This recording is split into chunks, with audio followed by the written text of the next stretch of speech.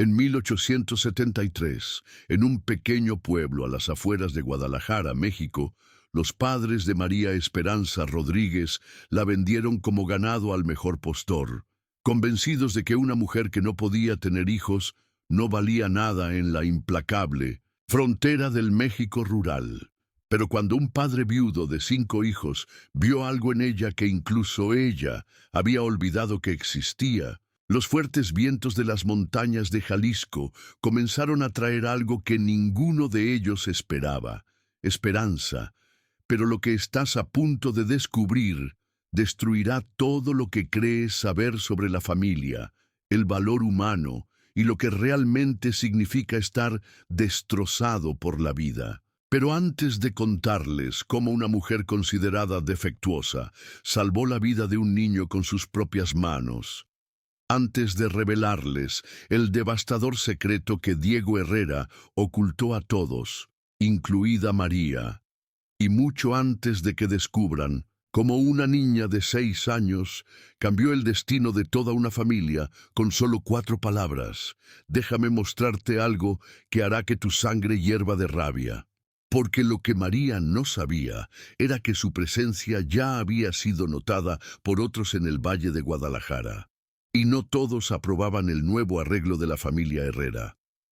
El martillo que sacudiría el nuevo mundo de María llegaría en la forma de la señora Esperanza Morales, la mujer más poderosa de la región, llegando a la casa de los Herrera en una gris mañana de noviembre, cuando las primeras nieves ya cubrían las cimas de las montañas de Jalisco, y cuando el exmarido de María, Tomás Vázquez, finalmente llegó para reclamarla como su propiedad legal, trayendo consigo documentos que podrían destruirlo todo. Una batalla épica por el alma de toda una familia estaba a punto de comenzar, pero lo que pasó cuando la pequeña Emma miró a los ojos de aquellos hombres y dijo exactamente las palabras adecuadas en el momento exacto, bueno, cambió no solo el destino de María, sino la definición de valentía para siempre. Pero primero hay que entender algo: esta no es solo una historia sobre infertilidad. Es una historia sobre cómo la sociedad destruye a personas perfectamente buenas y las hace creer que son basura. Y sobre cómo a veces las personas más rotas son precisamente las que tienen la fuerza para arreglar el mundo entero. Así que déjenme llevarlos de regreso a ese terrible día en que todo comenzó, cuando una chica de 23 años descubrió que sus propios padres la consideraban menos valiosa que una vaca enferma. Los pies descalzos de María golpeaban el suelo áspero del carro, mientras el puño calloso de su padre golpeaba el costado de madera como si estuviera golpeando un ataúd. «Sal, niña. Es hora de conocer a tu nuevo dueño». Su voz cargaba con el veneno de 3 años de decepción. El año 1873 solo había traído problemas a la pequeña granja de la familia Rodríguez a las afueras de Guadalajara. La sequía había destruido la mitad de las cosechas. Las deudas crecían como la maleza tras la lluvia. Y ahora María sabía, con la fría certeza que solo llega en los peores momentos de la vida, que ella era considerada el mayor problema de todos. María Esperanza Rodríguez, y atención a este nombre, porque hasta su nombre se convertiría en un arma en su contra, tenía tan solo 23 años, cuando su vida se desmoronó por completo por segunda vez. La primera vez había sido 3 años, antes, cuando el médico del pueblo, el doctor Aurelio Méndez, había pronunciado el veredicto que sentenciaría su destino. «Sus órganos no funcionan bien, señora. Lo presiento». 3 años de casada con Tomás Vázquez, un próspero comerciante textil de Guadalajara. 3 años de esperanza mensual, seguida de desesperación. 3 años de susurros maliciosos a sus espaldas durante la misa dominical. 3 años de miradas de lástima que dolían más que cualquier insulto directo, ni un hijo que lo demostrara, ni siquiera un embarazo perdido que demostrara que al menos intentaba cumplir con su deber fundamental como mujer. Sus manos, esas manos, que la sociedad consideraba inútiles porque no podían acunar a un bebé propio, temblaban mientras sostenía la pequeña y descolorida bolsa de tela que contenía literalmente todo lo que poseía en el mundo. Dentro de esa bolsa, un vestido usado que había pertenecido a su hermana mayor, un peine de madera con varios dientes, rotos, una pequeña Biblia que le había regalado su abuela, irónicamente, la misma Biblia que ahora se usaba para justificar su inutilidad, y un pañuelo bordado, la única hermosa pieza de artesanía que había hecho y que nadie había elogiado. Jamás, eso fue todo. 23 años de vida reducidos a objetos que caben en una bolsa del tamaño de una almohada pequeña. A través de la áspera lona que cubría el carro, podía oír voces masculinas que hablaban de ella como si fuera un caballo roto que podían comprar a precio de ganga. Parece bastante sana, dijo una voz que no reconoció. Unas botas pesadas resonaron en la tierra seca. ¿Pero estás segura de que no puede tener hijos? Porque si eso es mentira, Rodríguez, el padre de María, Rodrigo Rodríguez, un hombre que alguna vez soñó con dar a todas sus hijas matrimonios prósperos, escupió al polvo con el disgusto de quien ha perdido todas las ilusiones sobre la vida. Lleva 3 años casada con Tomás Vázquez, uno de los comerciantes más prósperos de Guadalajara, sin un solo hijo en todo ese tiempo. El doctor Méndez, quien estudió en la Ciudad de México, la ha examinado 2 veces. Dice que sus órganos internos simplemente no funcionan correctamente. Hizo una pausa y María pudo imaginarlo haciendo un gesto de desdén.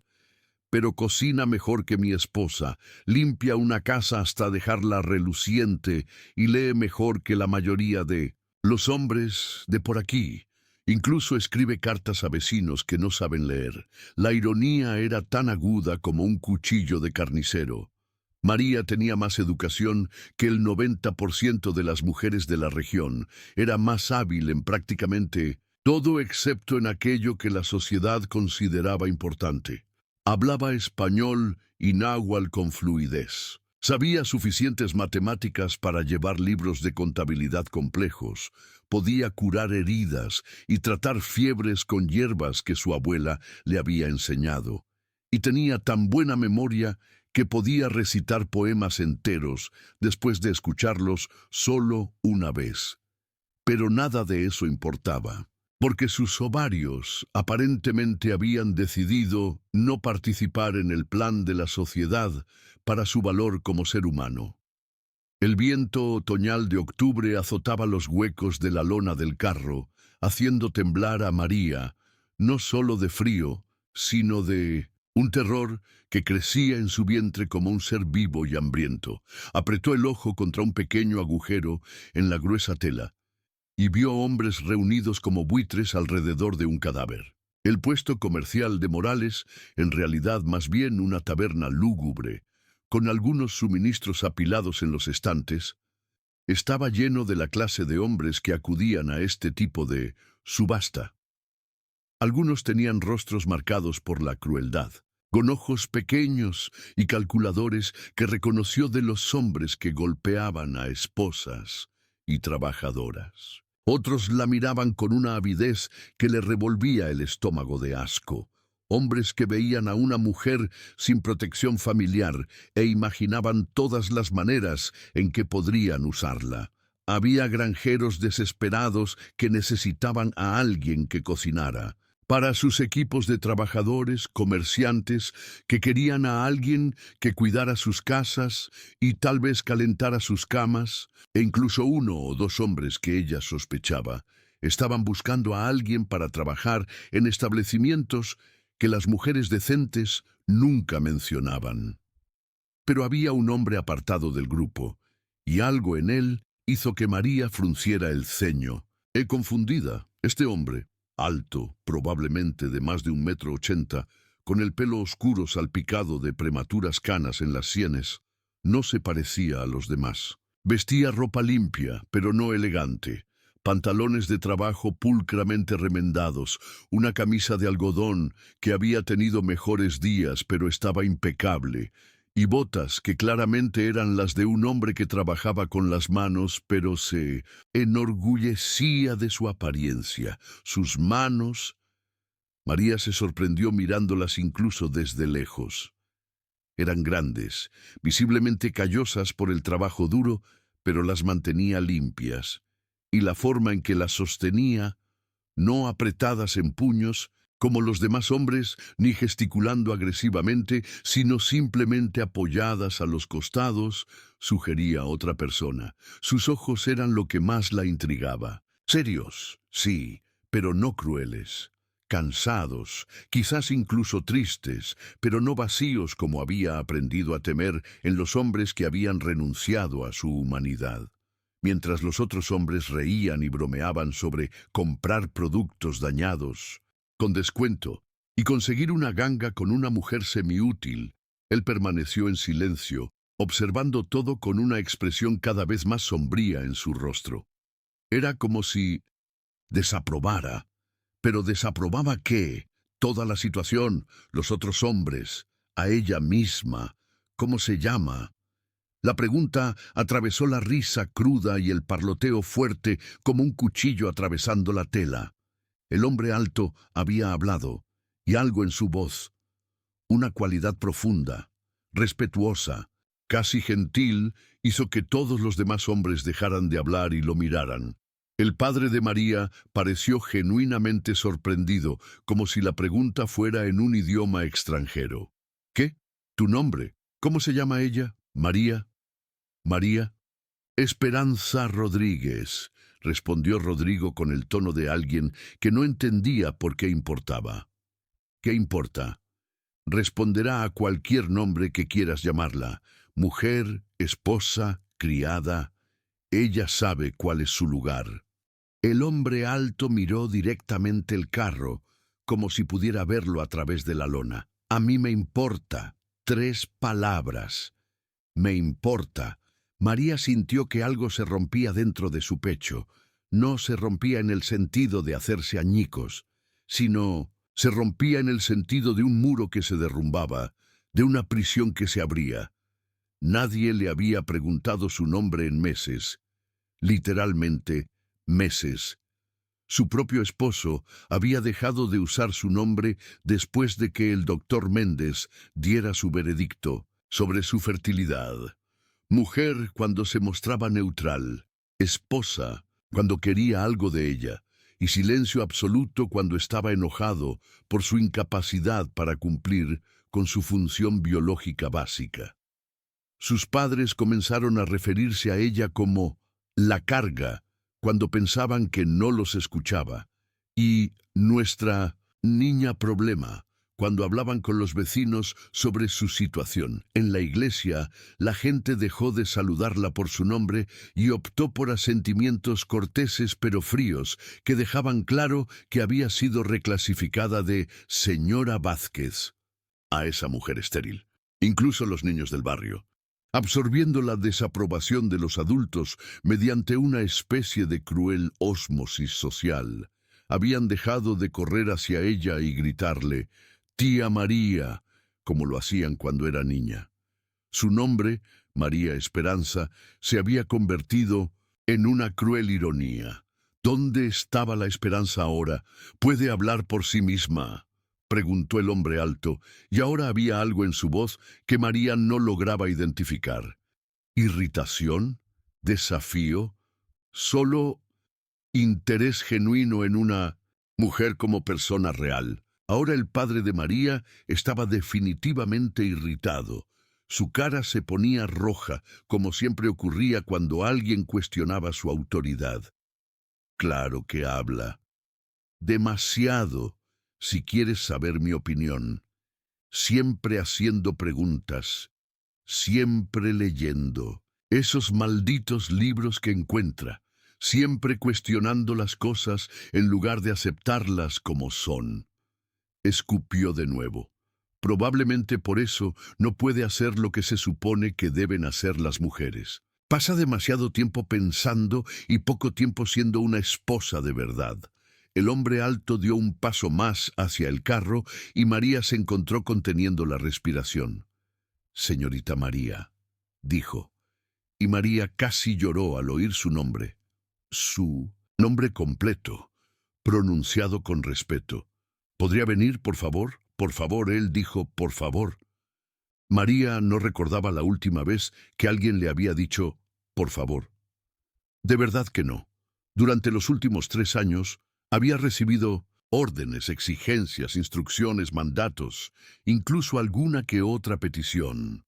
Pero por favor, que la trataran como si sus decisiones importaran. ¿Cuándo fue la última vez que alguien le preguntó si quería hacer algo en lugar de simplemente asumir que lo haría? Respiró profundamente. El aire que entraba en sus pulmones se sentía de alguna manera más limpio y empujó la abertura de lona que servía de puerta del carro. El sol de octubre la golpeó como una bofetada tras la penumbra del vagón. Parpadeó rápidamente con los ojos llorosos, y por un instante todo fue solo siluetas borrosas y voces distorsionadas. Entonces su visión se ajustó y vio que todos la miraban. Algunos hombres parecían visiblemente decepcionados, como si no fuera lo suficientemente guapa como para justificar siquiera el descuento que pedían por ella. Otros asintieron con aprobación calculadora, calculando mentalmente cuánto trabajo podrían sacarle de su cuerpo delgado, pero aún fuerte. Una o dos tenían expresiones que hacían que María quisiera apretarse más la reboza sobre los hombros, miradas que la hacían sentir como si estuviera desnuda aunque estuviera completamente vestida. Pero el hombre alto, el que le había preguntado su nombre, simplemente parecía profundamente, inmensamente triste. No era tristeza por ella en particular, comprendió María con una intuición que la sorprendió. Era tristeza por toda la situación, tristeza por el mundo que creaba esos momentos. Tristeza, quizá, porque reconocía algo familiar en el dolor que cargaba. «Señorita María», repitió, con voz suave pero con una autoridad natural que hizo callar a los demás. «Me llamo Diego Herrera. Tengo 5 hijos y una granja a unos 16 kilómetros de aquí, en las montañas que dominan el valle».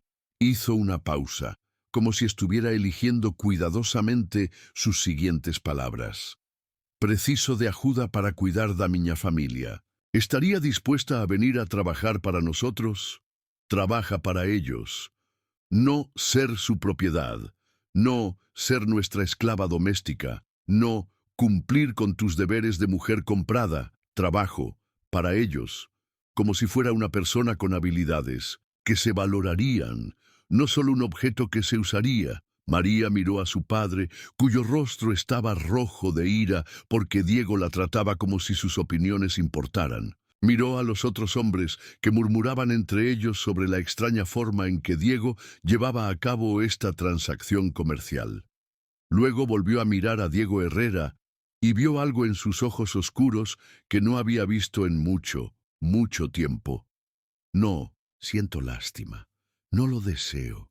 No calculo su utilidad, amabilidad sencilla, honesta y humana. Y quizás, solo quizás, la comprensión que solo proviene de alguien que también ha sido destrozado por la vida y ha logrado seguir respirando». «Sí, señor», susurró y luego más fuerte, «estaría dispuesta. Yo estaría dispuesto». Las primeras palabras que había pronunciado en años. Pero detengamos esta historia por un momento, porque lo que estás a punto de descubrir cambiará todo lo que piensas sobre esta situación. 6 meses después de aquel terrible día en el puesto comercial de Morales, una mañana en que la primavera teñía de verde con nuevas esperanzas las montañas de Jalisco, María estaba en su jardín, porque ahora tenía un lugar que podía llamar suyo, mirando algo que nunca, ni en sus sueños más locos, había imaginado que vería. Emma Herrera, de 6 años, corría entre las hileras de verduras con ambos brazos funcionando perfectamente, persiguiendo mariposas monarcas y riendo como pura música transportada por la fresca brisa de la montaña. Es el brazo izquierdo, el mismo brazo que se había roto en 2 lugares, el mismo brazo que había sangrado tanto que María pensó que perdería a la niña. Se movía con la gracia fluida de la infancia recuperada, pero no era solo el brazo de Emma lo que había cicatrizado. Era algo más profundo, algo que María apenas comenzaba a comprender sobre el poder de una mujer que la sociedad había desestimado. «Mamá María», gritó Emma, levantando un puñado de flores silvestres que había recogido entre las plantas de maíz. «Mira lo que he recogido para ti». La palabra mamá aún le causaba un profundo escalofrío a María cada vez que la oía. No porque hubiera dado a luz a esta niña, todos sabían que era físicamente incapaz de eso, sino porque había elegido amar a Emma con todo su corazón, y Emma había elegido amarla de la misma manera. Amor. No es obligación biológica, no es deber social. No es conveniencia práctica, solo amor puro, elegido e intencional. Pero me estoy adelantando dramáticamente en la historia, y usted merece entender cómo pasamos de una mujer vendida como ganado a un niño que corre libre llamando a esa misma mujer mamá. Porque el camino entre estos 2 momentos está lleno de revelaciones que te harán repensar todo lo que crees sobre la familia, el valor humano y lo que realmente significa ser madre. Así que volvamos a ese momento crucial, cuando María le dijo sí a Diego Herrera. La transacción fue surrealistamente simple para algo que cambiaría tantas vidas para siempre. Diego asintió cuando María dijo que vendría a trabajar para su familia. Luego se volvió hacia Rodrigo Rodríguez con la expresión de un hombre que hace negocios, no compra a un ser humano. 80 pesos, dijo, sacando una bolsa de cuero del interior de su abrigo. Lo prometido es deuda. Era más dinero real del que María había visto en toda su vida. Rodrigo casi salivaba mientras contaba las monedas, con las manos ligeramente temblorosas, no por la emoción paternal, sino por la pura codicia financiera satisfecha, sin abrazos de despedida, sin últimas palabras de consejo paternal, ni siquiera falsa preocupación, solo. Ahora es tu problema, Herrera. No vengas a llorar cuando te decepcione. Ahora ella es tu problema, Herrera. No vengas a llorarme cuando te decepcione. Estas fueron las últimas palabras que el padre de María le dijo directamente. Ni un cuídate, ni un espero que seas feliz, ni siquiera un fingido hasta pronto. Pero entonces Diego hizo algo que detuvo el corazón de María en su pecho. En lugar de simplemente alejarse después de pagar, como todos esperaban, se volvió hacia ella con una expresión de genuina preocupación. ¿Tiene todo lo que necesita de la carreta? ¿Tienes todo lo que necesitas del carrito?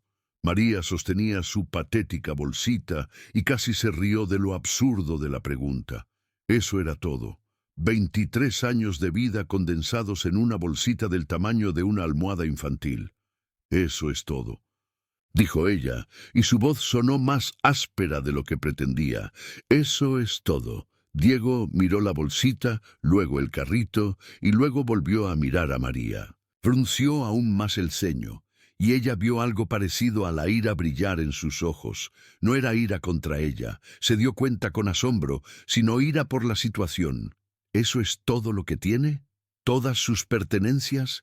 ¿Esto es todo lo que tienes? ¿Todas tus posesiones? Rodrigo habló rápidamente. Su voz tenía el tono defensivo de alguien que sabía que estaba siendo juzgado y no le gustaba.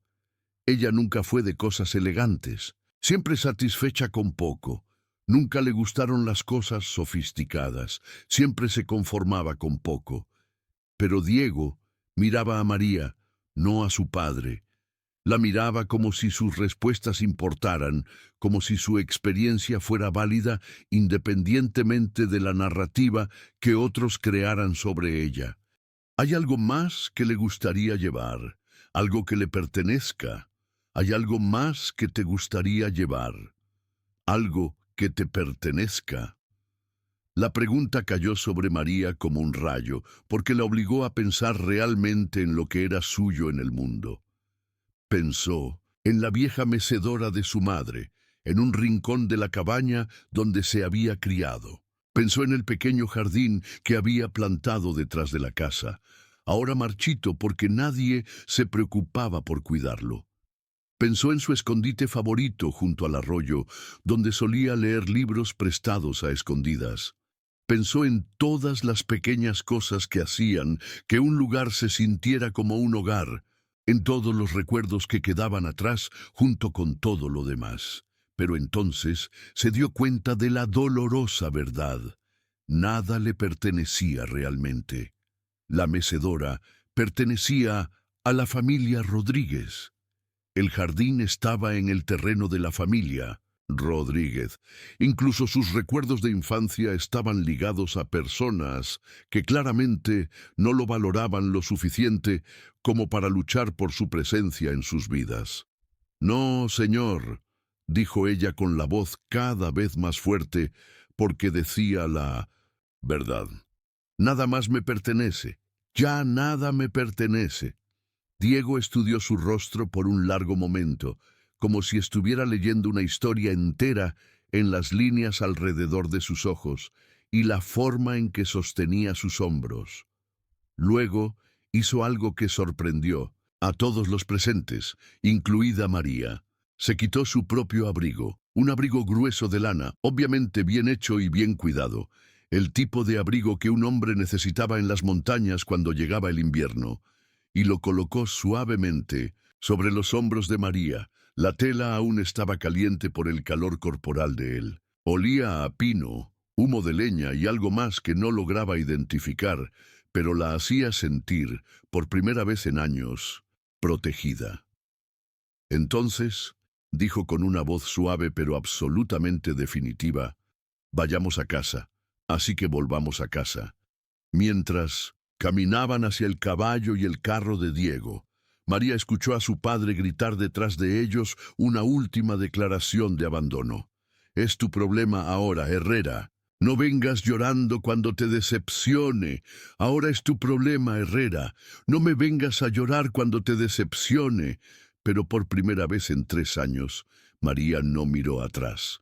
No volteó a ver a su padre por última vez. No saludó a la carreta que había sido su prisión. No miró con añoranza las montañas donde había nacido. Por primera vez en incontables años, ella estaba caminando hacia algo en lugar de ser arrastrada lejos de algo. El abrigo de Diego sobre sus hombros parecía la promesa de algo que aún no comprendía del todo. Seguridad, quizás, o simplemente la posibilidad de que hubiera gente en el mundo que la valorara más allá de su capacidad reproductiva. Señor Herrera, dijo mientras él la ayudaba a subir a su carro, un carro limpio y bien cuidado, con asientos acolchados que hablaban de un hombre que se preocupaba por la comodidad y la calidad. Sí, señorita María, gracias por preguntar mi nombre. Gracias por preguntar mi nombre.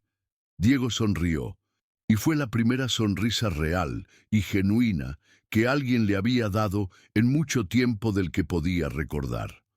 Todos merecen ser llamados por su nombre. Él le dice, todos merecen ser llamados por su nombre.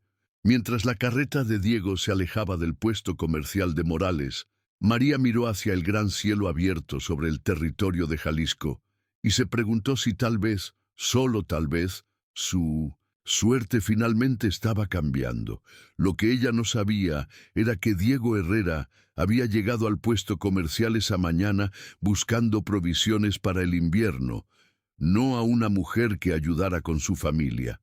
Que su decisión de comprarla había sido tan impulsiva como necesaria, y que cargaba con sus propios secretos devastadores sobre la pérdida, la familia y lo que significa ser abandonado por quienes se suponía que debían amarte.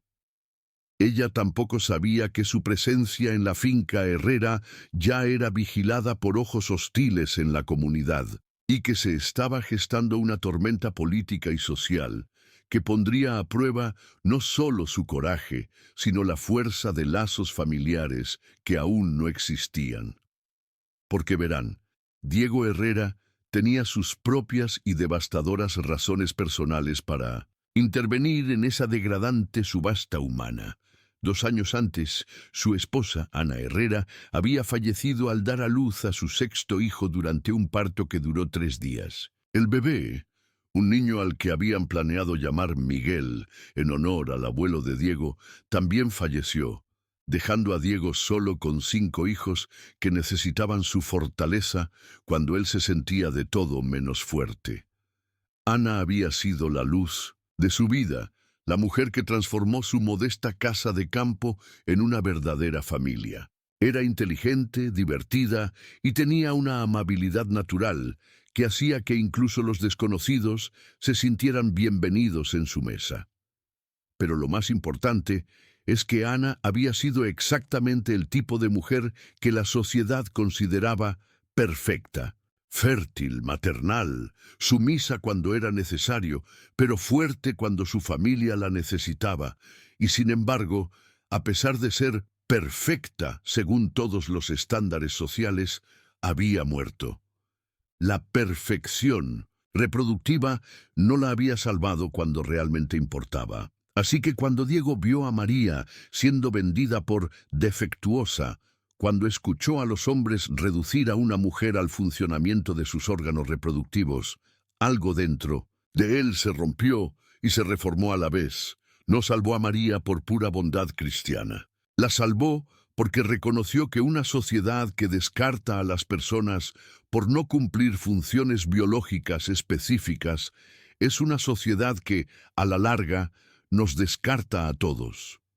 Pero permítanme avanzar 6 semanas después de que María llegara a la granja Herrera, porque lo que ocurrió en una tarde de diciembre aparentemente normal cambió todo para siempre.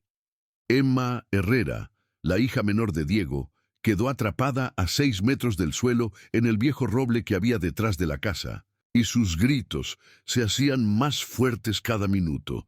María dejó caer su pequeño bulto en el porche y corrió hacia el alboroto sin pensarlo. Bajo el enorme árbol, 4 niños miraron a su hermanita, que se aferraba a una rama gruesa como un gatito asustado. Subió allí persiguiendo a Bigotes, explicó Mariana, retorciéndose las manos nerviosamente. Mariana, de 13 años, era la hija mayor y había asumido responsabilidades de adulta desde que falleció su madre. Está demasiado asustada para bajar ahora. Papá está en el potrero de atrás arreglando la cerca, añadió Jacobo, con la voz de adolescente quebrada por la preocupación. A los 17 años intentaba ser el hombre de la casa, pero aún era demasiado joven para cargar con tanto peso. María observó el árbol, recordando sus propias aventuras de infancia, trepando los manzanos detrás de la casa de su familia. La corteza era áspera y fuerte, con muchos puntos de agarre. Antes de que alguien pudiera detenerla, se quitó sus botas gastadas y comenzó a escalar. «Señorita María, ¿qué está haciendo?», Mariana gritó. «Bajando a su hermana», gritó María por encima del hombro, ya a 3 metros del suelo. «Bajando a tu hermana, no la hija de tu jefe, no la niña que te pagan por cuidar, tu hermana».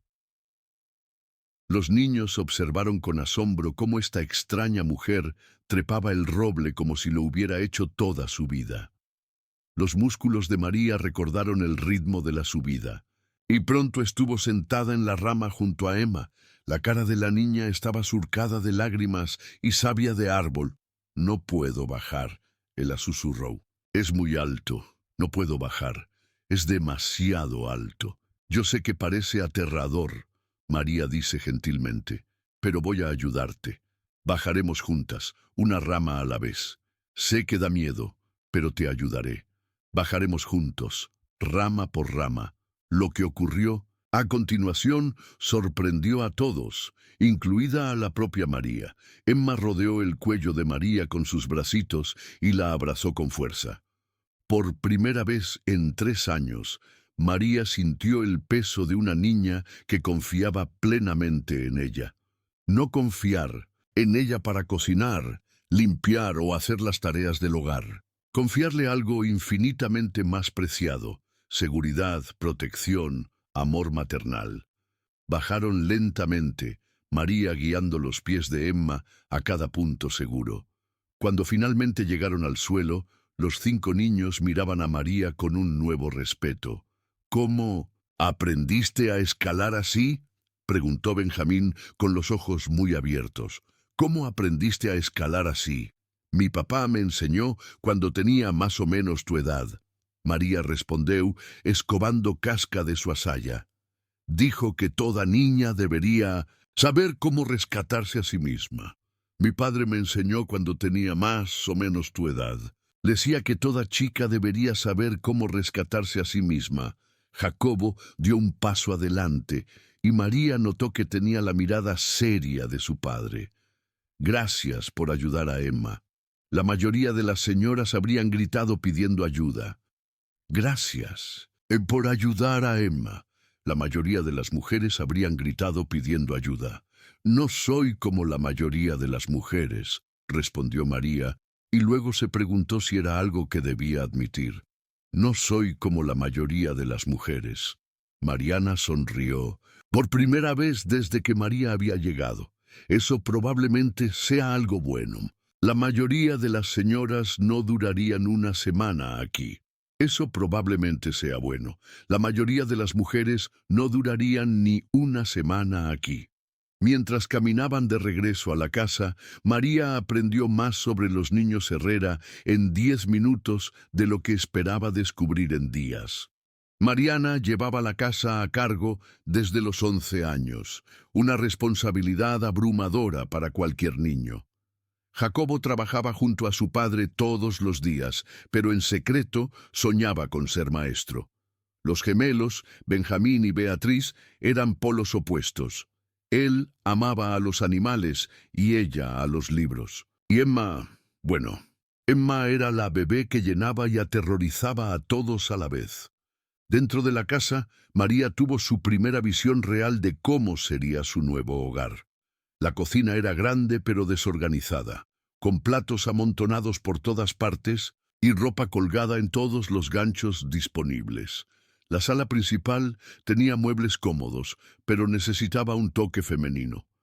Todo era práctico, pero nada era bonito. Papá hace lo mejor que puede, Mariana dice, notando la expresión de María. Pero siempre hay tanto trabajo que hacer. Papá hace lo mejor que puede, pero siempre hay mucho trabajo por hacer. María se arremangó. Bueno, veamos qué podemos lograr antes de que regrese. Veamos qué podemos conseguir antes de que regrese. Lo que siguió fue diferente a todo lo que los niños Herrera habían experimentado anteriormente. María no solo limpiaba, sino que organizaba. No solo cocinaba, sino que les enseñaba canciones para cantar mientras trabajaban. No solo remendaba su ropa, sino que les enseñaba trucos para que las reparaciones fueran casi invisibles. Pero la verdadera magia ocurrió cuando cayó la noche y Diego regresó del pasto. Encontró su casa transformada, no solo limpia, sino también más cálida. El olor a pan recién hecho impregnaba el aire. Las velas titilaban sobre la mesa y sus hijos rodeaban a María mientras ella ayudaba a Emma a practicar las letras. «Papá», Emma gritó, corriendo a TL. Señorita María subió al árbol para salvarme y luego hicimos la cena juntas y ella sabe una canción sobre un ruiseñor. Papá, la señorita María se subió al árbol para salvarme y luego cenamos juntos. Se sabe una canción sobre un ruiseñor. Diego miró a María, quien repentinamente se sintió tímida bajo su mirada. Se le había soltado el pelo de las horquillas durante su aventura de trepar árboles y tenía harina en el delantal por haber hecho pan. Parece que tuvieron un día muy ocupado. Él le dice, parece que tuviste un día muy ocupado. Fue maravilloso. Respondió María, y era verdad, fue maravilloso. Esa noche, cuando la familia se sentó a comer junta por primera vez, algo ya había cambiado para siempre. Emma insistió en sentarse junto a María. Mariana le preguntó si podía aprender la receta del pan. Incluso Jacobo parecía más relajado, como si tener a otro adulto en casa le hubiera quitado un peso invisible de encima. Pero fue la conversación lo que más sorprendió a María. En su vida anterior, las comidas eran asuntos silenciosos donde los niños solo hablaban cuando se les dirigía la palabra. Aquí, todos compartían anécdotas de su día. Diego preguntaba a cada niño sobre sus actividades y escuchaba sus respuestas como si sus palabras importaran. Señorita María, Beatriz dice durante una pausa en la conversa, ¿va a quedarse con nosotros por mucho tiempo? Señorita María, ¿se quedará usted con nosotros por mucho tiempo? La pregunta flotaba en el aire como el humo de una chimenea. María observó a su alrededor 5 rostros esperando su respuesta. Algunos esperanzados, otros cautelosos, todos interesados en su respuesta. Espero que sí, ella dice finalmente. Si me quieren. Eso espero, si me quieres. Si lo queremos, dijo Mariana con firmeza, hablando en nombre de todos sus hermanos. Sí, lo queremos. Más tarde esa noche, después de que los niños se acostaran, María se sentó en el porche a observar las estrellas aparecer sobre las montañas de Jalisco. Diego se unió a ella con 2 tazas de café. Se han encariñado rápidamente con usted, él le observó. Se encariñaron contigo rápidamente. Son buenos niños, María respondió. Los ha criado bien. Son buenos niños. Los criaste bien, Diego. Se quedó en silencio por un momento. No ha sido fácil desde que Ana murió. Mariana ha tenido demasiada responsabilidad. Jacobo ha tenido que crecer demasiado rápido. Y los pequeños... Él le paró. No ha sido fácil desde que Ana murió. Mariana tenía mucha responsabilidad. Jacobo tuvo que crecer muy rápido. Y los pequeños necesitan lo que todo niño necesita. María dice, amor, atención y alguien que crea que son importantes. Necesitan lo que todo niño necesita, amor, atención y alguien que crea que son importantes. Mientras permanecían sentados en un cómodo silencio, María sintió algo que no había experimentado en años. Paz. Las montañas eran siluetas oscuras contra el cielo estrellado, y a lo lejos un coyote llamaba a su manada. Por primera vez desde que su padre la había subido a esa carreta, María empezó a creer que tal vez, solo tal vez, había encontrado su lugar. Pero lo que ella no sabía era que su presencia ya había sido notada por otros en el valle, y no, todos aprobaban el nuevo arreglo de la familia Herrera. El martillo que sacudiría el nuevo mundo de María llegaría en la forma de la señora Esperanza Morales, cabalgando hacia la casa de los Herrera en una gris mañana de noviembre, cuando las primeras nieves ya cubrían las cimas de las montañas. Y cuando eso sucediera, María descubriría que formar una familia es solo la mitad de la batalla. Defenderla de un mundo que no aprueba tus decisiones. Esa es la parte que pone a prueba si realmente tienes el coraje de luchar por tu felicidad. Pero primero, María y los niños Herrera tendrían que sobrevivir a la tormenta invernal que los atraparía en la casa durante una semana entera, una semana que revelaría secretos, sanaría viejas heridas y crearía vínculos que serían puestos a prueba hasta sus límites absolutos. 3 meses después de aquel primer día en el árbol, en una fría tarde de enero, cuando el viento aullaba en las montañas como una bestia hambrienta, María se encontró enfrentando la crisis que definiría no solo su lugar en la familia Herrera, sino también su propia comprensión de quién Era ella realmente. Un árbol enorme había caído a solo 6 metros de la casa, rozando el techo por pocos centímetros y atrapando a la familia Herrera dentro de su casa de madera durante lo que se convertiría en la semana más larga del invierno.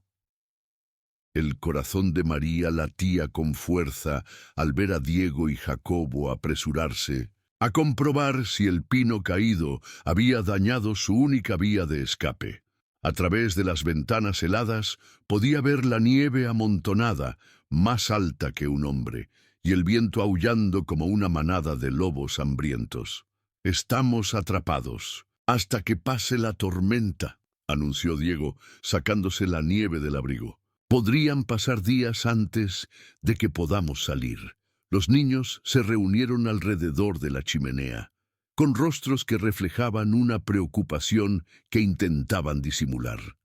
María notó cómo los hombros de Jacobo se tensaban por la responsabilidad, cómo las manos de Mariana temblaban ligeramente al contar la comida, cómo los gemelos se acercaban para consolarse. La pequeña Emma se subió al regazo de María sin pedir permiso, buscando la tranquilidad que se había vuelto tan natural como respirar.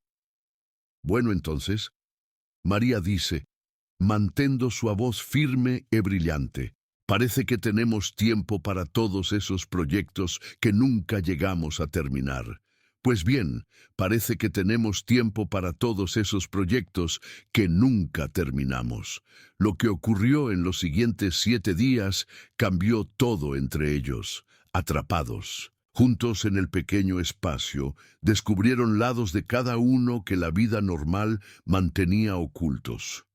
María se enteró de que Jacobo se mantenía despierto durante las tormentas, atento a cualquier sonido que pudiera amenazar a su familia. Así que empezó a sentarse con él durante las peores horas, compartiendo anécdotas de su infancia que lo hicieron sonreír por primera vez en meses. «¿De verdad subiste a lo alto del campanario de la iglesia?», preguntó Jacobo con su seriedad de 17 años, transformándose en asombro infantil. «¿Realmente subiste a lo alto del campanario de la iglesia? Tuve que tocar la campana cuando el sacerdote estaba enfermo». María rió. «Asusté a media ciudad cuando la oyeron sonar a la hora equivocada. Tuve que tocar la campana cuando el cura estaba enfermo. Asusté a medio pueblo cuando la oyeron sonar a deshora». Descubrió que Mariana había olvidado cómo jugar, cargando con preocupaciones de adulta que pertenecían a alguien que le doblaba la edad. Durante el segundo día de confinamiento, María empezó una pelea de harina mientras hacían pan juntas. El polvo blanco voló por todas partes mientras Mariana gritaba de risa y su cuidadoso control se disolvió en pura alegría de una niña de 13 años. «No me había reído así desde que murió mamá», Mariana admitió más tarde, ayudando a María a limpar fariña do teto. «No se había reído así desde que murió mamá. Los gemelos, Benjamín y Beatriz, necesitaban aventuras incluso estando confinados en casa». María convirtió sus tareas diarias en búsquedas del tesoro y competiciones. Corrieron para ver quién apilaba leña más rápido, jugaron juegos donde limpiar se convertía en batallas contra monstruos invisibles de tierra y construyeron fuertes de mantas que servían de castillos para reinos imaginarios. «La señorita María lo hace todo divertido», le susurró Beatriz a su hermano gemelo, sin saber que María podía oírla. «La señorita María hace que todo sea divertido. Hasta lavar platos se siente como jugar». Benjamín concordó. «Incluso lavar los platos parece una broma». Pero fue Emma quien tocó lo más profundo del corazón de María. La niña de 6 años llevaba una muñeca rota a todas partes, con el cuerpo de tela rasgado y el relleno asomando, por agujeros que se agrandaban día a día. Al tercer día de la tormenta, Emma finalmente le llevó la muñeca a María con lágrimas en los ojos. «¿Puedes arreglarla?», Emma preguntó. «Se le están saliendo las tripas y no sé cómo hacerla mejor». «¿Puedes curarla?», Se le están saliendo las entrañas y no sé cómo curarla. María recogió la muñeca con cuidado, viendo lo mucho que significaba para la niña. Mientras trabajaba con la aguja y el hilo, Emma observaba cada puntada con intensa atención. Mami también solía arreglar cosas, Emma dice quietamente, pero luego se rompió y nadie pudo arreglarla. Mamá también solía arreglar cosas, pero luego lo rompió y nadie pudo arreglarlo. Las manos de María dejaron de moverse. Miró a la niña que tenía delante y comprendió de repente por qué Emma se aferraba con tanta fuerza a todos los que amaba. A veces las cosas rotas no se pueden arreglar de la misma manera que eran antes, María dice gentilmente. Pero eso no significa que no puedan volver a estar completas, solo diferentes. A veces las cosas rotas no se pueden arreglar igual que antes. Pero eso no significa que no se puedan reparar, solo que sean diferentes. Emma tocó la nueva costura de la muñeca. ¿Diferente cómo? ¿Diferente en qué sentido? Bueno, tu muñeca era perfecta cuando era nueva, pero ahora tiene esta cicatriz donde la arreglamos juntas. Esa cicatriz muestra que fue amada lo suficiente como para que alguien se tomara el tiempo de hacerla completa otra vez. Bueno, tu muñeca era perfecta cuando era nueva, pero ahora tiene esta cicatriz donde la arreglamos. Esa cicatriz demuestra en que la amamos lo suficiente como para que alguien se tomara el tiempo de recomponerla. La niña consideró esto con la seriedad que los niños dan a las verdades importantes. ¿Usted también está rota, señorita María? ¿Usted también está arruinada, señorita María? La pregunta surgió sin juicio, solo con curiosidad. María miró a su alrededor, a la familia a la que de alguna manera se había unido, a los niños que habían aprendido a confiarle sus miedos y esperanzas. Tal vez un poco, él admitió, pero estoy aprendiendo que las cosas rotas aún pueden ser útiles, aún pueden ser amadas, aún pueden ser importantes, quizás un poco. Pero estoy aprendiendo que las cosas rotas aún pueden ser útiles, aún pueden amarse, aún pueden ser importantes. Emma sintió como si eso tuviera mucho sentido. Me alegro de que esté rota como nosotros. Significa que entiende. Me alegra que estés roto como nosotros. Significa que lo entiendes. Al cuarto día, cuando la claustrofobia amenazaba con volverlos locos a todos, María les enseñó a jugar a las mímicas. Diego se unió, representando animales y ocupaciones, con un entusiasmo sorprendente. La imagen de su serio padre, fingiendo ser un pollo, hizo que los 5 niños se rieran a carcajadas. No los había visto tan felices desde antes de que muriera su madre. Diego dice a María quietly, naquela noite, no los había visto tan felices desde antes de que muriera su madre.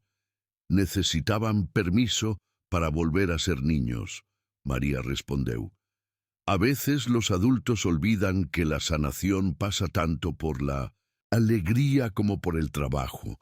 Necesitaban permiso para volver a ser niños. A veces los adultos olvidan que la sanación se logra tanto con la alegría como con el trabajo. Al 5.º día ya habían desarrollado su propio ritmo. Las mañanas traían lecciones en la mesa de la cocina. María le enseñaba a Emma las letras, mientras que Mariana ayudaba a las gemelas con la aritmética. Las tardes eran para contar historias, y cada persona se turnaba para crear aventuras sobre valientes pioneros y animales serviciales. Las noches trajeron música, con Jacobo tocando su armónica, mientras todos cantaban canciones que resonaban en las paredes de madera. La tormenta finalmente amainó al 7.º día, pero algo había cambiado para siempre dentro de aquella casa nevada. Se habían convertido en algo más que personas que vivían bajo el mismo techo. Se habían convertido en una familia unida por risas compartidas, dificultades comunes y la confianza que solo surge al superar juntos los momentos difíciles. Cuando Diego y Jacobo finalmente entraron al establo para revisar a los animales, encontraron a todo el ganado sano y salvo. Pero el verdadero descubrimiento fue lo que habían encontrado dentro de sí mismos durante esos días atrapados. «Señorita María», dijo Emma, mientras observaban a los hombres abrirse camino en la nieve, «se quedará con nosotros para siempre. Señorita María, ¿se quedará con nosotros para siempre?» María sintió que algo se solidificaba en su corazón, una certeza que la sorprendió por su fuerza. «Si tu papá y el resto de ustedes me quieren, entonces sí. Si tu padre y el resto de vosotros me queréis, entonces sí, la queremos», dijo Mariana con firmeza, hablando en nombre de todos sus hermanos. «La queremos». Pero mientras María sentía que esta nueva pertenencia echaba raíces, se preguntaba qué desafíos podría traer la primavera para poner a prueba estos frágiles vínculos que habían construido. Ahora, antes de continuar con la historia de María, necesito que entiendan algo crucial sobre el contexto histórico que hace que su caso sea aún más extraordinario. Según la doctora Carmen Delgado, experta en Historia Social del México del siglo XIX de la Universidad Nacional Autónoma de México, casos como el de María no solo eran comunes, sino que sistemáticamente se fomentaban.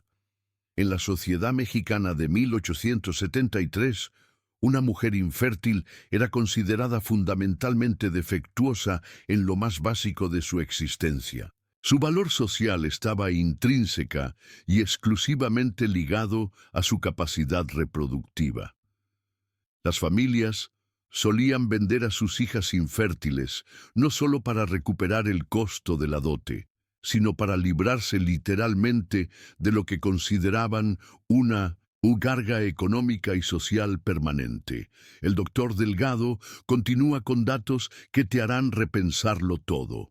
Nuestros registros históricos muestran que entre 1870 y 1880, aproximadamente el 15% de las mujeres del México rural fueron redistribuidas, vendidas, intercambiadas o abandonadas debido a problemas de fertilidad reales o percibidos. Lo que hace particularmente fascinante el caso de María Esperanza es cómo logró no solo sobrevivir a este rechazo sistemático, sino redefinir por completo su identidad en una sociedad que literalmente la había descartado.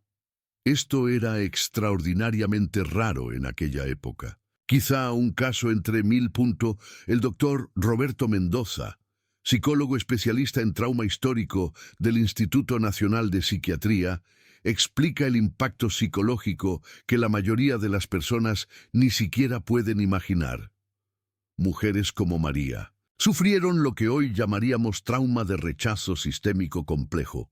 Fueron rechazadas primero por su familia biológica, luego por su esposo, después por su comunidad religiosa y finalmente por la sociedad en su conjunto. El cerebro humano, ante este nivel de rechazo universal, desarrolla mecanismos de supervivencia que incluyen un profundo autodesprecio, sentimientos de absoluta inutilidad y lo que llamamos muerte social anticipada. La persona literalmente comienza a prepararse psicológicamente para dejar de existir. Pero hay algo que poca gente sabe, revela la doctora Isabel Moreno, historiadora médica de la Universidad de Guadalajara. Muchos casos de infertilidad en el siglo XIX se debían a la desnutrición crónica, el estrés extremo, las infecciones sin tratar o incluso la presión psicológica de ser consideradas defectuosas, afecciones que eran totalmente reversibles con la atención adecuada y un entorno emocional sano. En esencia, la propia sociedad creó muchas de las afecciones médicas que posteriormente utilizó para condenar a estas mujeres. El doctor Mendoza añade un detalle que te hará hervir la sangre. Los registros históricos y las cartas personales de la época muestran que las familias a menudo inventaban o exageraban los problemas de fertilidad para justificar la eliminación de las hijas que consideraban problemáticas por razones completamente no relacionadas. Inteligencia excesiva, que amenazaba el orden patriarcal, cuestionamiento de la autoridad familiar, diferentes puntos de vista políticos o religiosos, o simplemente porque eran bocas adicionales que alimentar en tiempos económicamente difíciles. La doctora Sofía Ramírez, antropóloga cultural, especializada en las estructuras familiares del siglo XIX, ofrece una perspectiva aún más inquietante.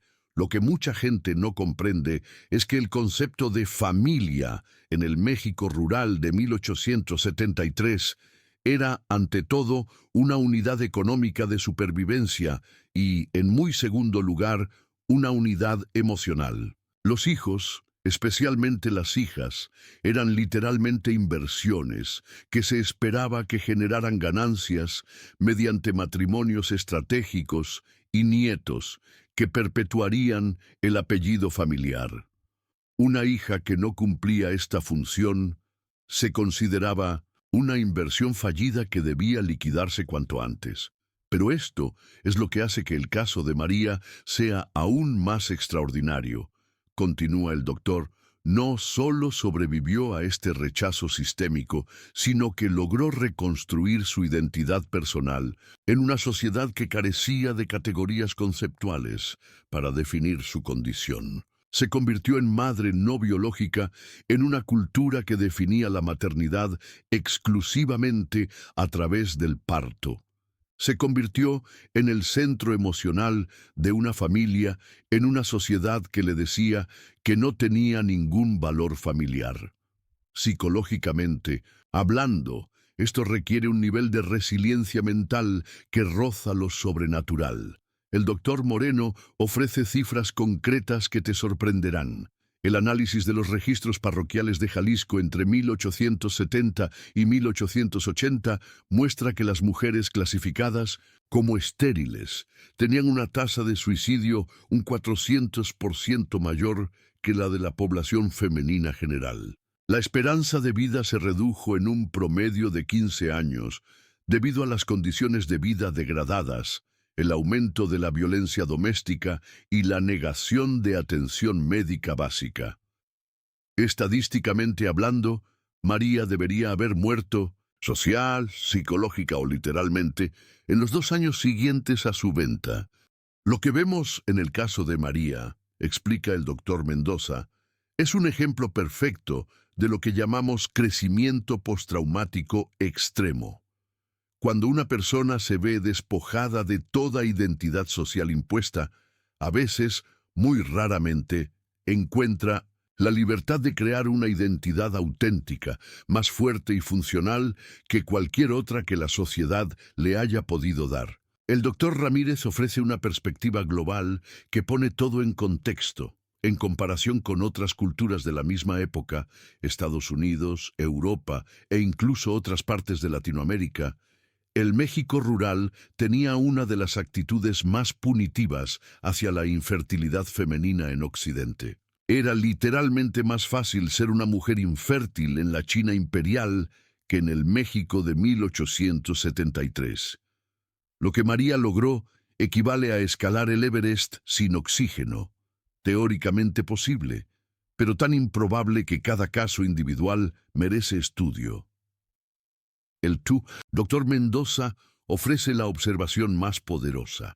El caso de María Esperanza Rodríguez no es solo una historia de resiliencia personal.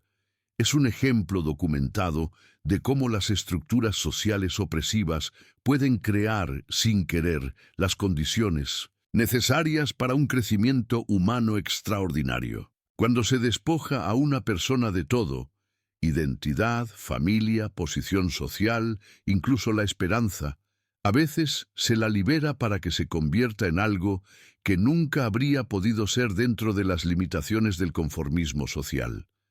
Pero volvamos a aquella casa en las montañas de Jalisco, porque mientras María descubría su extraordinaria capacidad de transformar el trauma en fortaleza, ya había fuerzas poderosas moviéndose contra ella. ¿Recuerdan a Diego Herrera, el hombre que le preguntó el nombre a María cuando todos la veían como una simple mercancía? Pues bien, él portaba secretos devastadores que estaban a punto de cambiarlo todo. Diego Herrera había llegado al puesto comercial de Morales aquella mañana de octubre buscando provisiones de invierno para su granja. No una mujer que ayudara con su familia. Su lista mental era práctica: sal, harina, municiones, herramientas de metal que no podía forjar él mismo. Pero estar allí escuchando a Rodrigo Rodríguez vender a su hija como una herramienta rota que todavía tenía algo de uso hizo que algo dentro del pecho de Diego se encendiera con una ira que no había sentido desde los días oscuros posteriores a la muerte de Ana.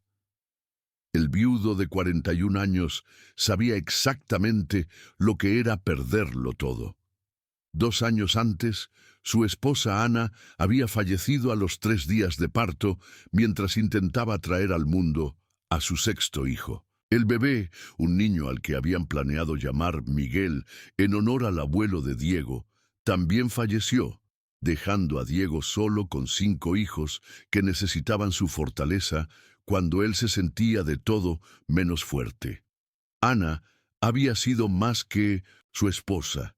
Había sido su mejor amiga, su consejera, la luz que hacía que su modesto hogar en las montañas se sintiera como el centro del universo. Era inteligente, divertida y poseía una amabilidad natural que hacía que incluso los desconocidos se sintieran bienvenidos en su mesa. Pero lo más importante de esta historia, Ana había sido exactamente el tipo de mujer que la sociedad consideraba perfecta según todos los estándares. Fértil, había dado a luz a 5 hijos sanos.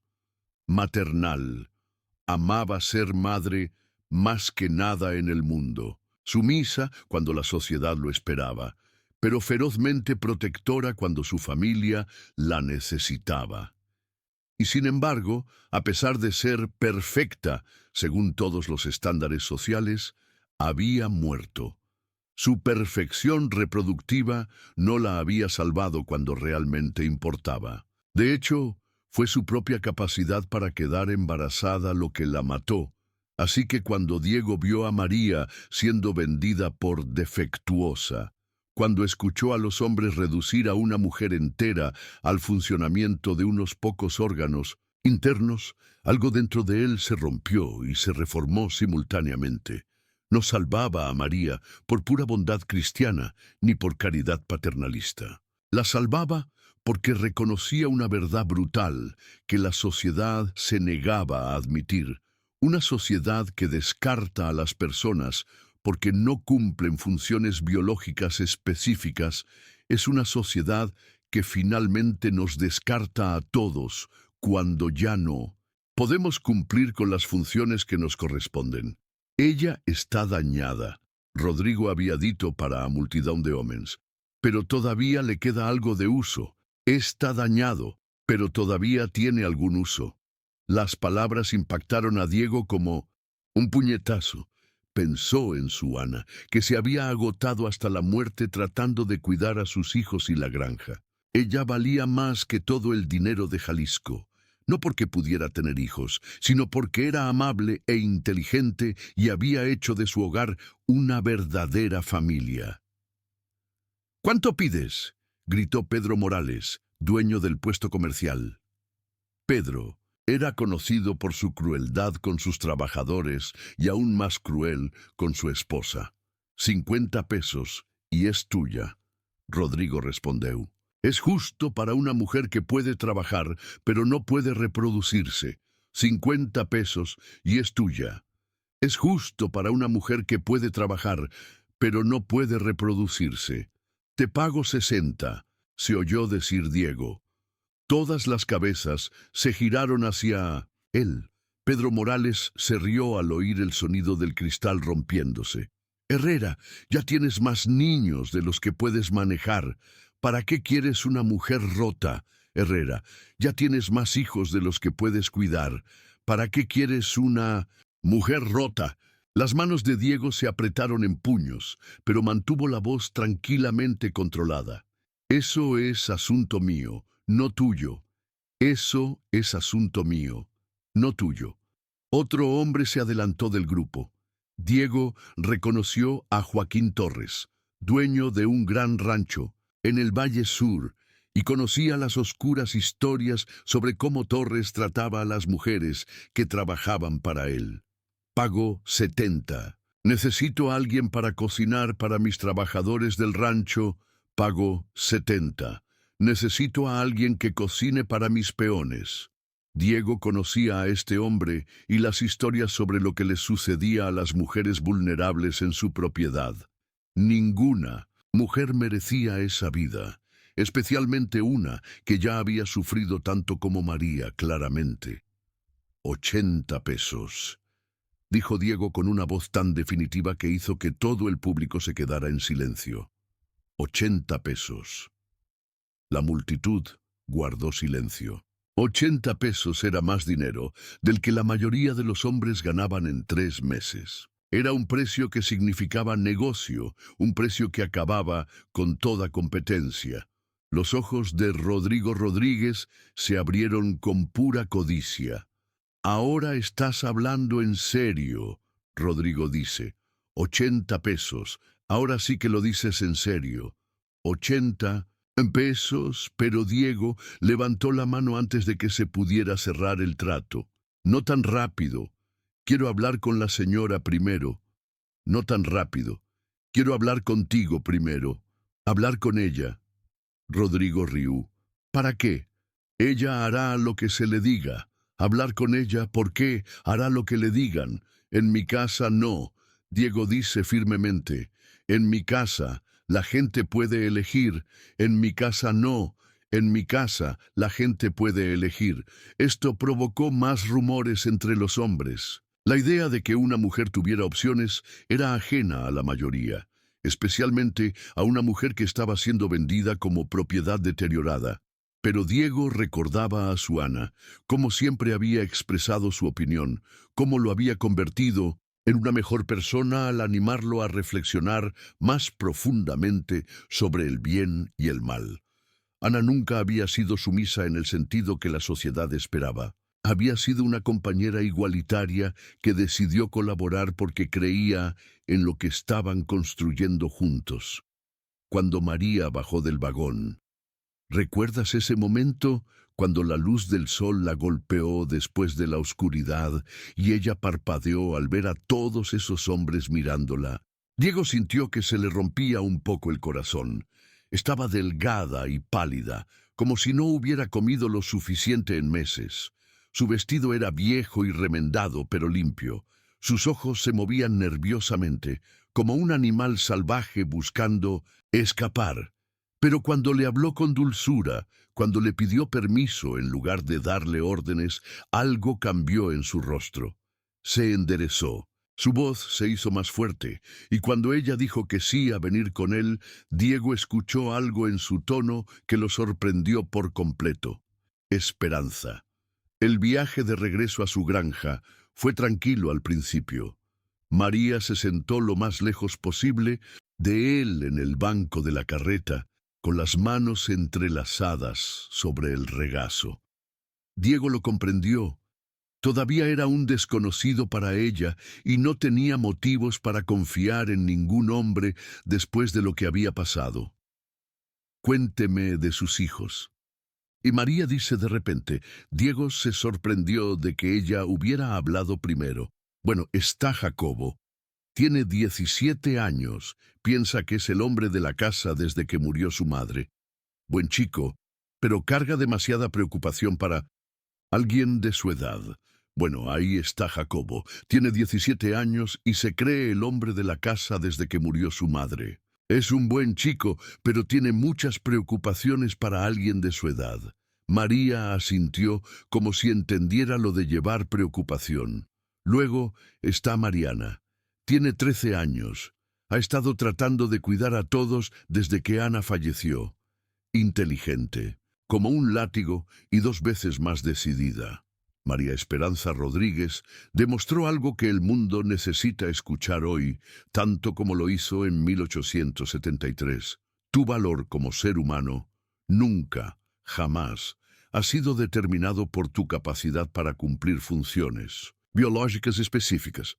Su valor residía en su capacidad de amar cuando había perdido toda esperanza, de proteger cuando ella misma necesitaba protección, de formar una familia por decisión propia cuando la biología la había abandonado, de luchar por su felicidad cuando todo el sistema social estaba empeñado en mantenerla miserable.